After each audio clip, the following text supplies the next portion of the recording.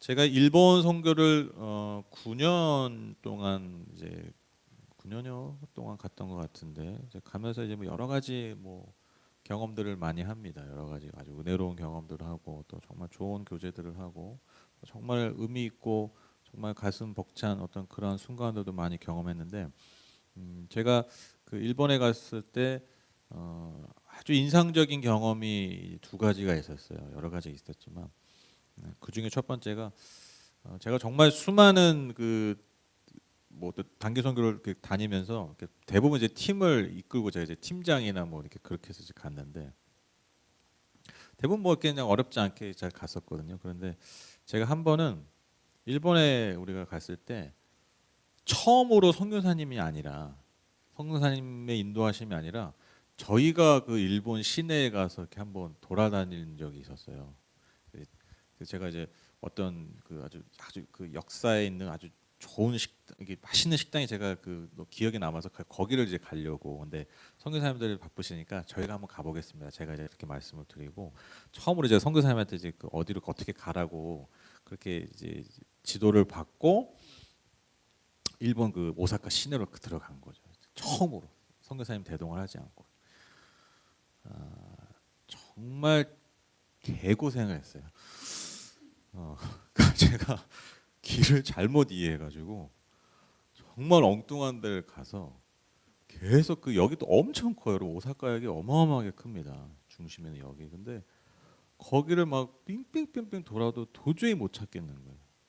근데 그때 이제 저희 아이들도 이제 어렵고 되게 어렵고 뭐 이제 힘든 거죠. 이렇게 점점점 이제 그 팀원들이 이 기대함의 어떤 이 얼굴이었다가 점점 얼굴이 흑빛이 돼가는 걸 본 적이 있으세요, 여러분? 내가 데리고 다니는 사람들의 얼굴이 흑빛이 돼가는 거를 볼 때 느껴지는 감정을 혹시 아십니까? 네, 정말 이 과장이 아니라 미치겠는 거예요, 정말. 그래서 뭐 어딜 가도 도저히 못해서 이제 다른 걸 가는데 또 식당이 마땅치가 않는 거예요. 뭐가 있으면 뭐가 부족하니까 다 같이 먹기가 되게 애매한. 그래서 계속 또 돌고 돌고 돌다가 식당을 못 갔어요. 근데 배는 쫄쫄 굶고 있고 몸은 너무 힘들고 그래서 결국에 식당을 못 골라서 내린 결론이 뭐였느냐? 그냥 일단 아이스크림을 먹고 당이라도 좀 채우자. 그래서 아이스크림 먹고 당 채우고 그냥 숙소로 가서 라면 먹자. 네. 그래서 정말 어떤 아이스크림 가게 가가지고 이거 일단 막 너무 힘들고 지치니까 아이스크림 하나씩 먹고 당 떨어진 당을 충전한 다음에 이제 돌아가는 숙소 그 앞에서 편의점에서 라면 컵라면을 사서 들어가서 먹었던. 제가 정말 한 20년 동안 단기 선교 팀들 이끌어서 했었는데 정말 가장 개인적으로는 너무 고통스러웠던. 왜냐하면 저는 힘든 건 상관이 없거든요. 근데 이제 막 다 힘들어하니까. 근데 정말 막 진짜 얼굴이 흑빛이 돼가는 거예요, 점점. 그래서 아주 인상적이었던 경험이었어요. 근데 그 반면에 제가 또 인상적인 경험이 뭐냐면 선교사님들이 이렇게 여기저기를 또 돌아다니잖아요. 그런데 한 번은 아주 거기 오래 계신 뭐 소위 말하는 베테랑 선교사님이 오랜만에 저희 팀을 이제 인도해 주신 적이 있어요. 원래 이제 담당하시는 분들이나 시간 되시는 분들이 보통 해주시는데 다들 바쁘시니까 각자 사역이 있으니까. 근데 이제 마침 그분이 안식 어떤 년이셔가지고 아주 베테랑 선교사님이 저희를 이렇게 어떤 좋은 곳에 인도해 주신 적이 있었어요. 그런데 정말 굉장히 먼 길을 가고 또 먼 길을 걷고 하고 오는 길이었는데 너무너무 좋은 거예요. 하나도 힘들지가 않아요. 왜냐하면 너무너무 길을 잘하시고 코스를 잘하시고 사람들이 뭘 좋아하고 이런 것들 너무 그러니까 본능적으로 잘 아시는. 그러니까 상당히 먼 길을 가고 먼 길을 걸어 다녔음에도 불구하고 너무너무 그 가는 포인트마다 그 모든 순간순간들이 그 말 그대로 물 흐르듯이 이렇게. 그래서 제가 정말 거기 계신 많은 선교사님 굉장히 많잖아요. 선교사님들이 많이 이렇게 돌아다녔는데 정말 가장 기억에 남아요.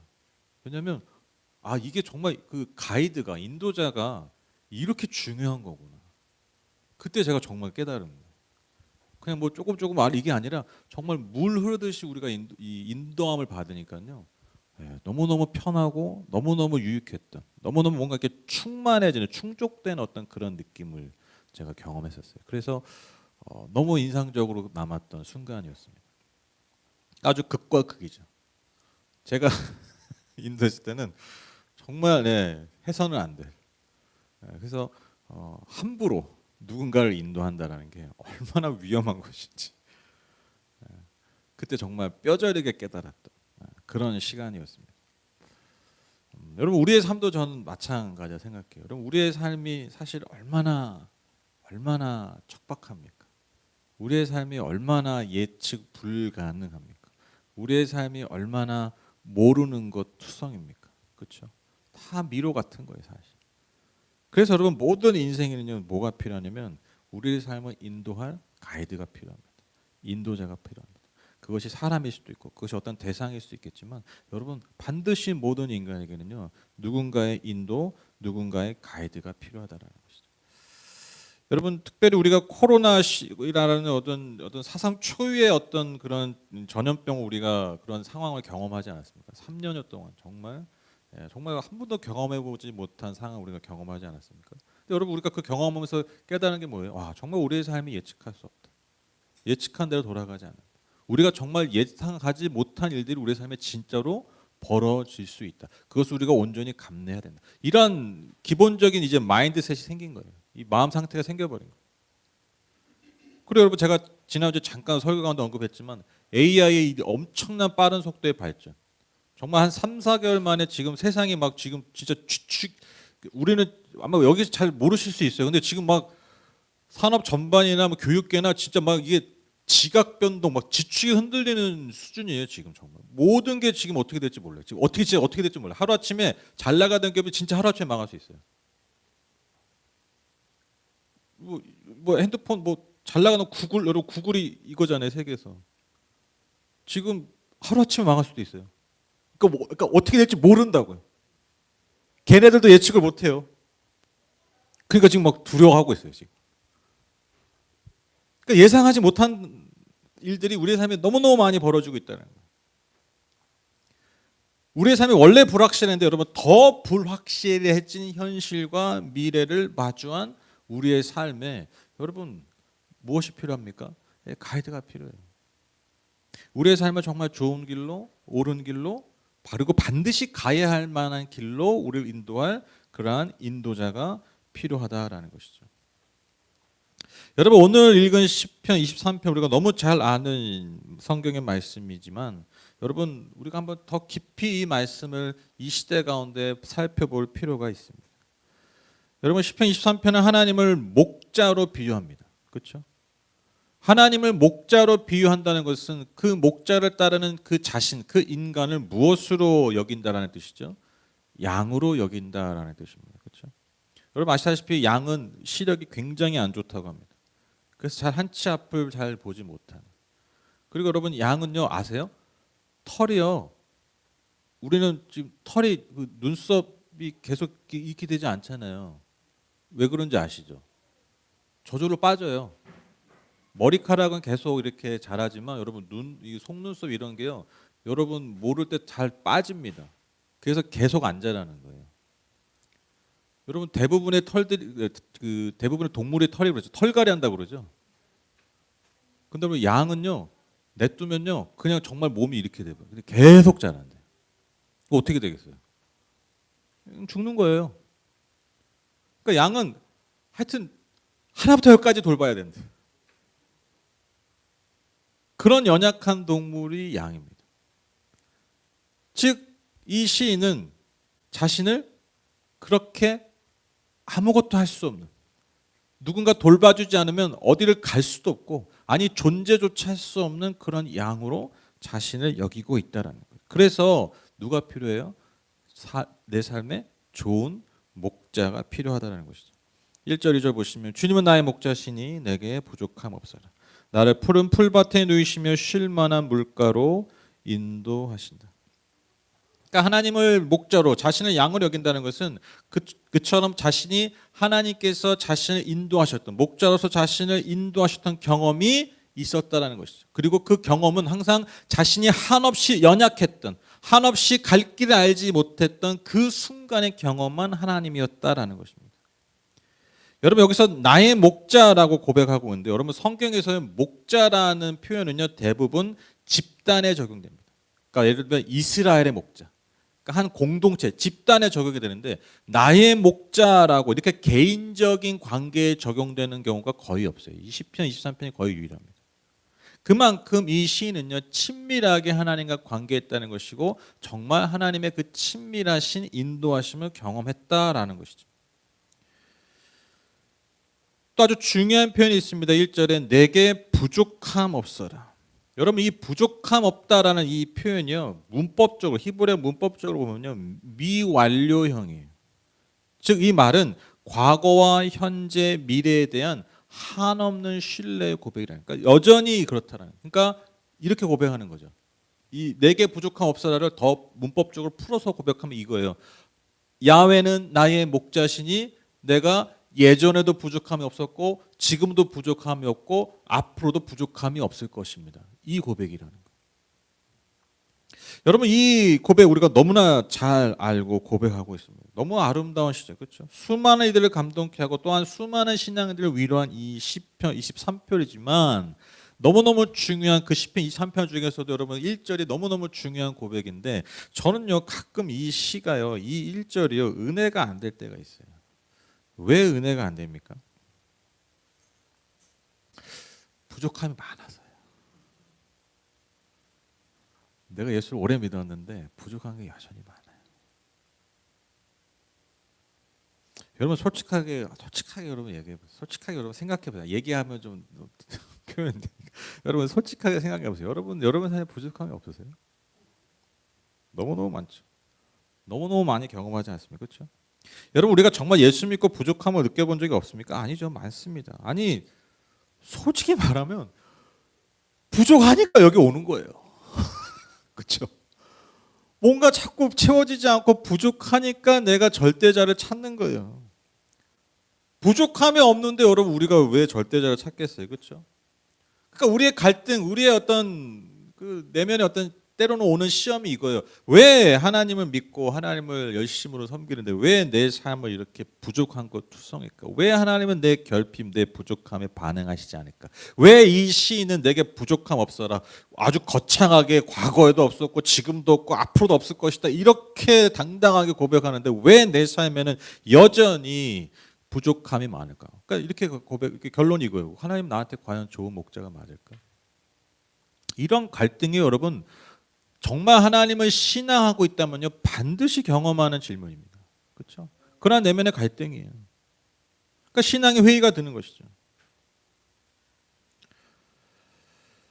여러분 근데 우리가 이 시편을 읽을 때 기억해야 되는 게 뭐냐면요. 우리가 이 시편 23편 읽을 때마다 항상 어떤 이미지가 그려지냐면 그냥 이렇게 초원이 쫙 펼쳐져 있고 아무런 해가 될 것도 없는 진짜 말 그대로 천국 같은 이미지에 그냥 온 그냥 들과 산이 그냥 다 풀인데 거기에 그냥 아주 그냥 목가적으로 그냥 아주 여유 있게 양들이 그냥 풀을 뜯는 그런 모습 우리가 많이 상상한다라는 거예요. 그런데 여러분 이 시가 쓰여진 자리가 어디입니까? 중동이에요. 중동에 그런 데가 어디 있어요? 중동은 건기와 우기가 나뉘어진다고 그랬잖아요. 그러니까 우기 때나 물이 좀 있고요. 그때나 좀 풀이 자라는 거예요. 건기 때는요 풀이 없어요. 거의 없어요. 그러니까 계속 그런 걸 찾아다니는 거예요. 그러니까 여러분 그런 중동의 기후에서 얼마 되지 않은 물과 풀 또 여러분 그 사막에 막 엄청난 막 절벽들이 많습니다. 제가 그 광야 가봤잖아요. 그냥 뭐 사막이라는 게 여러분 그냥 이렇게 평평하게 우리는 사하라 사막만 생각하는데 여러분 이 유대 광야는 정말 막 협곡 같은 그런 데가 많아요. 깎아진 데다 절벽이 있고. 그래서 여러분 사슴들이 막 거기 뛰어다니는 거예요. 그래서 뭐 성경에 뭐 사슴의 발같이 뛰게 하시고 이런 표현이 있잖아요. 우리는 사슴하면 그런 표현이 잘 이해가 안 가죠. 그게 그런 의미예요. 무슨 초원을 걸어다니는 게 아니고 마치 돌산 같은 데를 막 뛰어다녀야 돼요. 그러니까 얼마 되지 않는 그런 풀과 그 위험한 낭떠러지 엄청난 그런 가운데서 여러분 더더욱 양에게 뭐가 필요하겠어요? 목자가 필요하죠. 내 생명을 위해서. 그러니까 여러분 이 고백은요 무슨 초원에서 여호와는 나의 목자시니 내게 부족함이 없습니다. 풀 뜯어 먹어서 뭐 이렇게 하는 게 아니라 여러분 정말 그렇게 척박한 상황 가운데서 목자를 갈구하는 굉장히 처절한 고백이라는 거예요. 초원에서 기타 뜯으면서 하는 노래가 아니에요. 오늘도 그 없는 풀, 그 없는 물, 그 깎아지는 절벽의 위험 가운데서 한순간도 목자가 없으면 견딜 수 없고 버틸 수 없고 살 수 없는 그 처절한 고백. 그게 이 1절의 고백입니다. 그리고 여러분 우리가 기억해야 될 게 또 하나가 있습니다. 그게 뭐냐면 오늘 이 시인은요. 주님이 나의 목자시니까 나를 푸른 초장과 쉴 만한 물가로 인도하신다고 했지 푸른 초장과 쉴 만한 물가로만 인도하신다고 한 적이 없어요. 그렇죠? 아까 제가 말씀드렸죠. 건기와 우기가 너무 분명히 나눠져 있기 때문에 여러분 풀이 없어요. 그러면 또 풀이 있는 대로 가야 되잖아요. 물이 없어요. 물이 다 떨어져서 물이 있는 대로 가야 되잖아요. 그러면 여러분 물이 없는 데서 물이 있는 곳에 가려면 여러분 그 가는 동안이 어때요? 너무너무 척박하죠. 너무너무 힘들죠.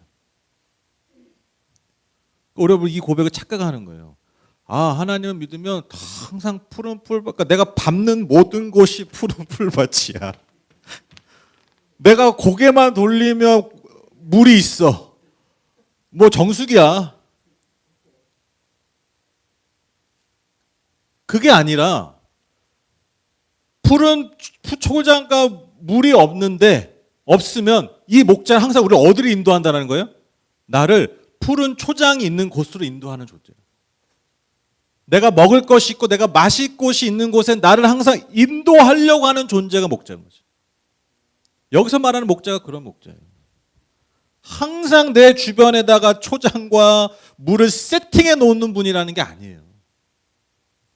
이 목자는 항상 뭐에 초점이 있다? 뭐에 관심이 있다? 뭐를 위해서 우리 존재한다? 나를 결국에는 푸른 초장과 물가로 인도하시는 분. 이 고백이라는 거예요. 분명히 그곳으로. 분명히 나를 그곳으로. 지금 내가 걷는 길은 비록 아주 위험한 골짜기를 할지라도 결국에는 이 골짜기를 지나면 저 목자는 나를 내가 먹을 곳이 있는 곳, 내가 쉴 곳이 있는 곳, 내가 마실 물이 있는 곳에 나를 인도하는 거야. 그 고백이라는 것이죠. 여러분 아시다시피 이 시는 다윗의 시로 여겨지고 있습니다. 여러분 다윗만큼 광야를 깊이 경험한 사람이 어디 있겠습니까? 그가 왕이 되기 전까지 거의 13년 이상을 그는 광야에서 지냈습니다. 여러분 이 시는요 아마 그가 광야의 경험에서 하나님의 인도하심과 돌보심에 대한 경험이 녹아져 있는 시일 것입니다. 그렇죠? 그리고 그때도 그랬지만 지금도 또 앞으로도 그렇게 하나님이 나를 인도하실 거라는 믿음으로 하나님께 드린 시였을 것입니다. 그런데 저는 여기서 하나 더 덧붙이고 싶어요. 여러분 그가 광야에서 즉 마치 양처럼 살 수밖에 없었던 그 광야에서의 경험이 녹아져 있는 시이기도 하지만 여러분 아시죠? 그는 또한 목자였어요. 그러니까 이 시에는 양의 연약함으로서의 자기 존재 고백이 있지만 그가 또한 목자로서 살았던 그 삶이 하나님의 존재에 투영된 고백이기도 하다라는 거예요. 즉 이 말은 여러분 다윗은요 누구보다 목자의 마음을 잘 아는 사람이라는 거예요. 그 목자의 심정과 그 삶을 누구보다 잘 알았기 때문에 그는 이렇게 당연히 고백할 수 있는 거예요. 내게 부족함이 없습니다. 왜? 목자는 양을 위해서 그렇게 살거든요. 양을 인도하는 목자의 심정, 그것이 뭐라고요? 결국 좋은 곳으로 내 양들을 이끄는 것. 중간중간에 골짜기를 지나더라도 결국 좋은 곳으로 이끌고야 말겠다라는 그 목자의 마음과 그 계획, 이게 여러분 목자였던 다윗의 늘 그의 마음이었다라는 거예요.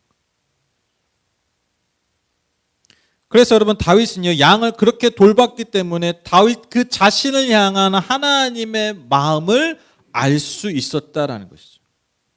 그래서 결국에는 모든 상황들이 모든 순간들이 그것이 초장이든 푸른 풀밭, 뭐 물이 넘치는 곳이든 아니면 아무리 척박한 골짜기를 할지라도 그 모든 걸음걸음 순간순간들이 결국에는 목자가 나를 인도하는 다 필요한 순간이었다라는 것을 그는 알고 있었다는. 3절 4절 보시면 나에게 다시 새 힘을 주시고 당신의 이름을 위하여 바른 길로 나를 인도하신다. 내가 비록 죽음의 그늘 골짜기로 다닐지라도 주님께서 나와 함께 계시고 주님의 막대기와 지팡이로 나를 보살펴 주시니 내게는 두려움이 없습니다. 그러니까 때를 따라 늘 인도하시기 때문에 늘 나에게 새 힘을 주신다는 거예요. 그런데 이러한 인도하심은요, 그냥 내 개인의 그 양 자신의 유익과 그 명성 때문만이 아니라 결국에는 하나님 당신의 이름을 위한 행위였다라는 거예요. 저는 이 고백이 굉장히 중요하다고 생각해요. 여러분, 우리가 왜 하나님의 인도하심을 구해야 됩니까? 왜 하나님 우리의 삶을 채우셔야 됩니까? 그분의 이름을 위해서라는 거예요. 그러니까 하나님이 나랑 너무 친하게 됐지만 여러분, 친하면 함부로 대하잖아요. 그래서 우리가 하나님의 친밀감의 역설이 그거라고 그랬잖아요. 하나님과 막 친밀해, 하나님 너무 좋아요, 막 사랑해요, 막 이러다가 좀만 잘못하면 하나님 나한테 왜 이래요? 여러분, 사실 이게요, 예전에는 상상할 수도 없는 종교적 반응이에요. 옛날에 어디 하나님한테 이렇게 얘기해요?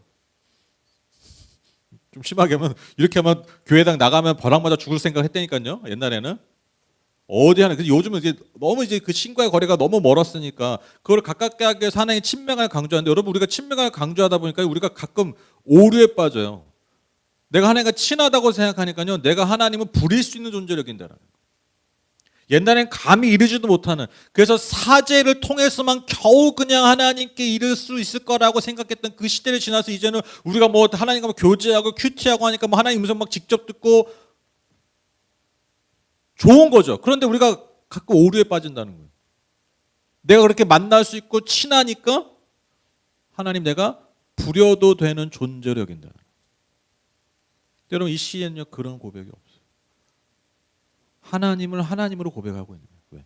하나님은 왜 내 삶을 인도하실까? 왜 하나님 내 삶을 이렇게 인도하시고 채우실까? 다른 게 아니라 내 개인의 유익과 명성이 아니다. 하나님이 하나님 되시기 위해서. 놀라운 고백입니다.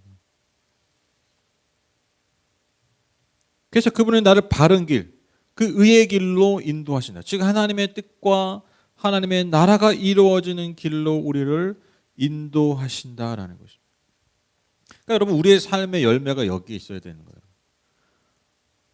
왜 우리가 하나님의 인도하심을 받고 왜 우리가 하나님의 공급하심을 통해서 살아야 되느냐? 여러분, 결국 저와 여러분을 통해서 하나님의 그 선하신 의의 길이 이루어져야 하기 때문입니다. 시인은 이것을 분명히 인지하고 있습니다. 여러분, 4절을 통해서 우리가 알 수 있죠. 이 시인 다윗은요 분명 죽음의 그늘 골짜기를 경험한 적이 있어요. 그러나 그 죽음의 그늘 골짜기에서도 하나님이 인도하시고 보호하셨던 경험이 있습니다. 여러분, 너무 잘 알지 않습니까? 우리가 사무엘 상하를 잘 보시면 그가 얼마나 많은 정말 죽음의 위협을 느꼈습니까? 느낀 게 아니에요. 죽음의 위험을 경험했잖아요. 그 가운데서 하나님의 도우심과 보호하심을 그는 경험했다라는 것이죠. 그래서 그는 두려워하지 않는다라고 고백하고 있습니다. 늘 주님이 나와 함께 계시기 때문에, 이게 핵심적인 거죠. 하나님이 나와 함께 계시기 때문에 그는 두려움이 아니라 담대함으로, 감사함으로 이 소망을 고백할 수 있었던 것이죠. 1절에서 4절까지는요 하나님을 선한 목자로서 고백하고 있다면 마지막 5절 6절은요 나를 아주 융숭하게 대접하는 좋은 주인의 모습을 통해서 나를 환대하시고 나를 축복하시는 그 좋은 주인으로 묘사하고 있습니다. 5절 보시면 주님께서는 내 원수들이 보는 앞에서 내게 잔치상을 차려주시고 내 머리에 기름 부으시어 나를 귀한 손님으로 맞아주시니 내 잔이 넘칩니다. 여러분, 원수들 앞에서 상을 차려주신다는 게 무슨 의미일까요? 감이 잘 안 오시죠? 네, 감이 잘 안 오시죠? 감이 잘 안 오죠? 지금 죽음의 그늘 골짜기를 지나고 있습니까? 네. 여러분, 이거 딱 그거 생각하시면 돼요. 신데렐라 콩쥐 팥쥐. 그 주인공 다 무시하죠. 신데렐라 다 무시하죠. 팥쥐 다 무시, 콩쥐죠. 콩쥐 다 무시하죠. 그런데 그 왕자가 첫눈에 반해가지고, 그렇죠? 그 나중에 알고 보니까 그 신발 잃어버린 사람이 누구예요? 신데렐라잖아요. 그렇죠? 다 무시했던 그 신데렐라를 알고 보니까 저 왕자가 너무 좋아하는 그토록 찾았던 한 여인이었던 거예요. 그러니까 그 여인을 위해서 얼마나 그 큰 잔치를 벌입니까? 그걸 보고 있어요, 여러분. 신데렐라의 그 의붓 언니들, 그 정제들 생각해 보세요. 그 마음 생각해 보세요. 그게 이 표현이에요. 다윗을 늘 공격하고 이 시인을 늘 조롱했던 그 수많은 원수들 앞에서 하나님이 성대한 잔치를 하죠. 그러니까 이게 어떤 의미겠어요? 야, 니들 다 무시했지. 얘가 이 정도야. 니들이 무시할 존재가 아니야. 하나님이 이렇게 증명해 주셨더라. 그러니까 마치 신데렐라 그 의붓 언니들이 제가 저 정도였어? 제가 저런 사람이야? 이런 통쾌한 역전의 순간이라. 여러분 다윗처럼 이렇게 극적인 그 경험을 한 사람이 없잖아요, 그렇죠? 정말 버림받은, 그렇죠? 집에서도 사실 인정 못 받았지 않습니까? 막내로서 양이나 치고 너 나가서 저기 짐승들 똥이나 치워라. 그런 막내. 막 잘 나가다가 여러분 결국에는 사회에서 그 나라의 최고 지도자에게 찍혀가지고, 우리는 결론을 아니까 여러분 그냥 다윗이 그렇게 광야 생활에도 그러려니 하는데, 여러분 입장을 생각해 보세요. 잘 나가다가 그 나라 최고 지도자한테 찍혀가지고 이제 오늘 내일 죽을 사람이 된 거예요. 그 심정을 생각해 보시라는 거예요, 한번. 그게 그의 광야 생활 내내 들었던 감정이에요. 모두가 날 버리고 언제든 죽을 수 있는, 자다가도 죽을 수 있는 비참한 삶, 하루하루 비참한 삶. 매일매일 눈뜬 곳은 사막이요, 물이 없고 먹을 것도 부족한 그곳에서 매일 눈을 떠야 돼요. 여러분 내일 출근하시는 분들 심란하시죠? 주일 저녁부터, 그렇죠? 주일 저녁부터 심란하시죠? 우리 어머니는 애들 방학 되면 다음날 아침이 두렵죠. 안 왔으면 좋겠죠. 그 마음과 비교가 될 수 있을까요? 다윗의 매일매일의 밤이 그 매일매일의 아침이. 다윗은 그렇게 살았다고요, 광야에서. 근데 여러분 이 고백을 드리는 거예요. 원수들 앞에서 내게 잔치상을 차려주셨다. 이 놀라운 역전을 경험한 이 다윗의 고백입니다. 그래서 이러한 주님을 향한 신뢰의 고백으로 23편은 마무리됩니다. 진실로 주님의 선하심과 인자하심이 내가 사는 날 동안 나를 따르리니 나는 주님의 집으로 돌아가 영원히 그곳에서 살겠습니다. 양이었다가 손님이었다가 이제는 자녀로 살겠습니다라고 고백하는 거예요. 여러분 한번 곰곰이 생각해 보십시오. 여러분의 삶이, 저와 여러분의 삶이 정말 사실 언제 성장하고 언제 성숙해지고 사실 언제 좋아하셨습니까? 모든 것이 갖춰졌을 때입니까? 모든 것이 갖춰졌을 때가 지나니까 여러분 내가 성장하고 성숙하고 좋아졌나요? 아니죠. 여러분 잘 생각해 보세요. 항상 우리가 언제 성장하고 성숙하고 좋아졌냐면 무언가 부족했을 때, 그것과 싸웠을 때, 그것을 견뎌냈을 때, 그것을 통과했을 때 여러분 우리는 정말 성장하고 성숙하고 그리고 좋아졌습니다. 부끄러운 얘기지만 여러분 제가 목회자로서 10년을 넘게 하고 있지만 제가 그나마 목회자로서 이렇게 설 수 있었던 이유가 뭐라고 생각하냐면요. 여러분 제게 뭐가 많아서가 아니에요. 제가 수많은 결핍을 경험했기 때문에. 가난을 경험해봤습니다. 제가 지난주인가요, 지지난주에 저는 자존감이 높은 사람입니다 이렇게 얘기했는데 한 반은 비웃던 것 같던데. 저도 컴플렉스가 심했던 사람이에요. 정말. 진짜로요. 그 제가 굉장히 염세적인 사람이었다고 말씀드렸잖아요. 그런 게 왜 생겼냐고요. 내 삶에 늘 뭐가 부족한 거예요. 내 삶에 뭐가 항상 없어. 그러니까 내 삶에 항상 뭐가 세팅이 안 돼 있어. 근데 이게 왜 살아서 미치게 하냐면요. 이런 생각이 항상 어디서 오면요. 누군가의 비교를 통해서 오거든요. 그러니까 누군가에 비해서 뭐에 비해서 나는 항상 뭐가 부족해. 뭐가 항상 없어. 그래서 제 안에 그런 컴플렉스는 그러니까 세상을 보는 눈이 좋을 수가 없죠. 늘 어두운 거예요. 늘 삐딱한 거예요.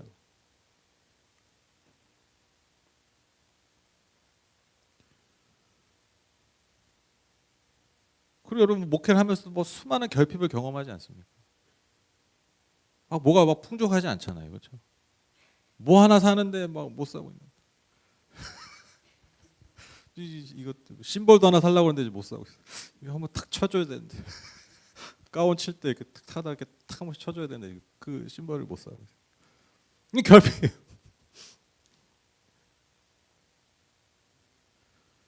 그리고 제가 정말 참 지금 생각하면 참 힘들었지만 여러분 딱 진짜 벌써 1년이 다 돼가더라고요. 제가 이 수술 때문에 병원 입원했을 때.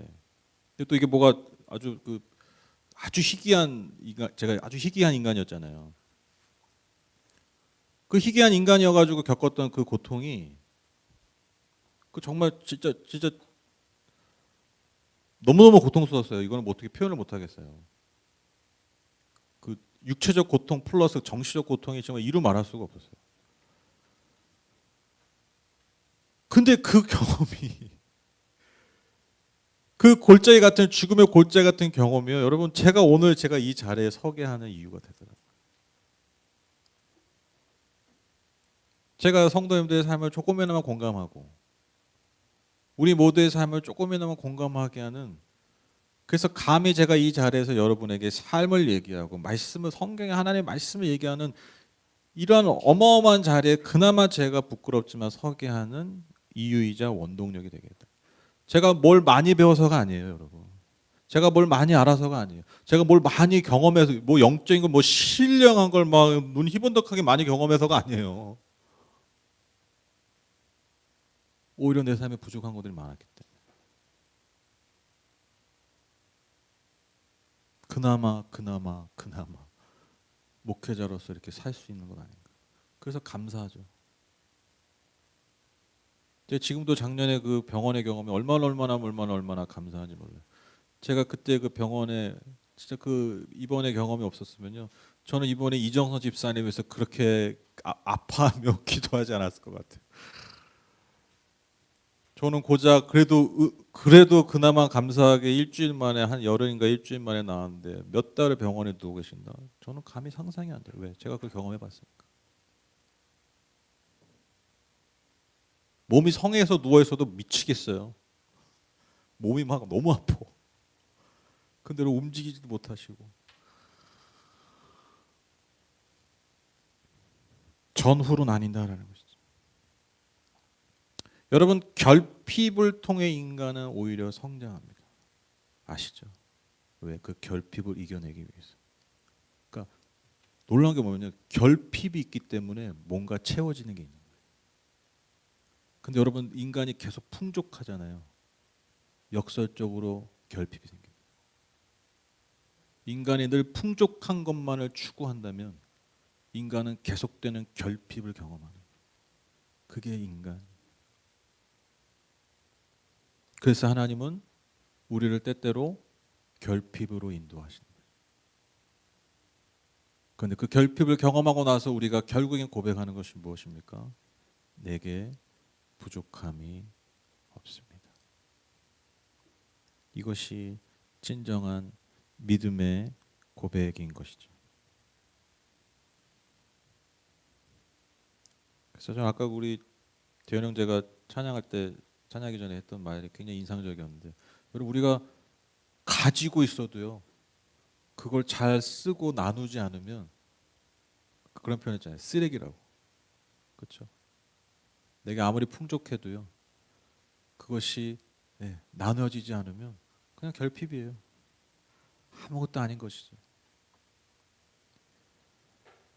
그래서 여러분, 제가 여러분에게 드리고 싶은 말씀이 이 말씀입니다. 여러분의 부족함 다 있으시잖아요. 다 결핍이 있으시잖아요. 여러분, 그것을요 감추려고만 하지 마십시오. 버리려고만 하지 마십시오. 오히려 결핍을 포장하려고 하지 마세요. 여러분, 그것이 오히려 더 결핍을 만듭니다. 여러분, 그렇게 하지 마시고요. 그냥 그 결핍을 인정하세요. 그리고 오히려 그것을 주님 안에서 자랑하십시오. 마치 바울이 그 자신의 연약함을 자랑한 것처럼. 왜? 내가 연약함 때문에 주의 은혜가 온전해지기 때문에.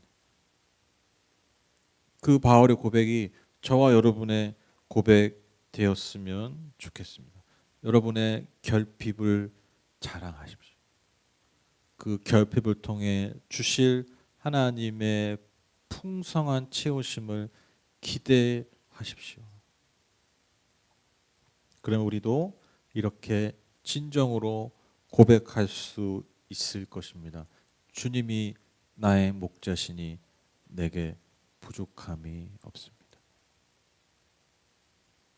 제가 오늘 이 말로 말씀을 맺고 싶어요. 어떤 말이냐? 이 말을 잘 기억하고 돌아가셨으면 좋겠어요. 잘 들으세요. 모든 것이 부족했던 광야에 살았던 다윗은 내게 부족함이 없습니다라고 고백했지만, 모든 것이 갖춰지고 풍족한 왕궁에서 나고 자랐던 솔로몬은 마지막에 헛되고 헛되니 모든 것이 헛되도다 고백하고 삶을 마감했어요. 여러분, 지금 이 말을 한번 잘 묵상해 보십시오. 제가 영어 성경을 봤거든요. 더 확 와닿더라고요. meaningless. 그러니까 영어 성경 보면요, 의미 없다. 완전히 의미 없다. utterly meaningless. 모든 everything is meaningless. 더욱 와닿더라고요. 헛되고 모든 것이 헛되도다. 약간 좀 이 와중에 무게 잡는 느낌이잖아요. 그런데 영어 성경 보니까 더 확 와닿더라고요. 의미 없어. 완전히 의미 없어. 모든 게 의미 없어. 이게 여러분 솔로몬의 마지막 고백이었어요. 기도하겠습니다.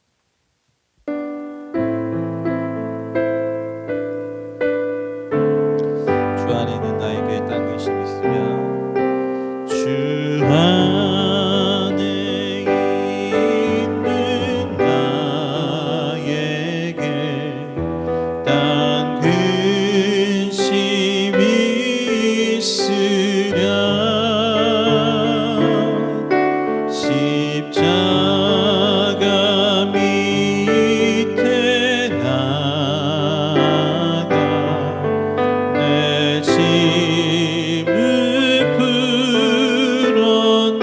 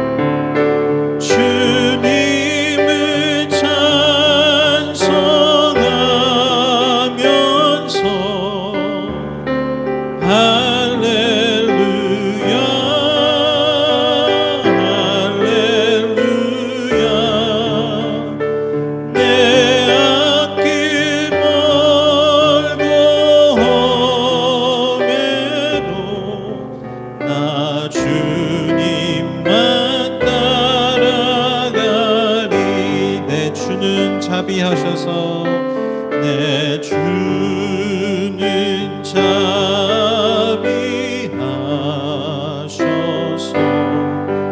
늘 함께 계시고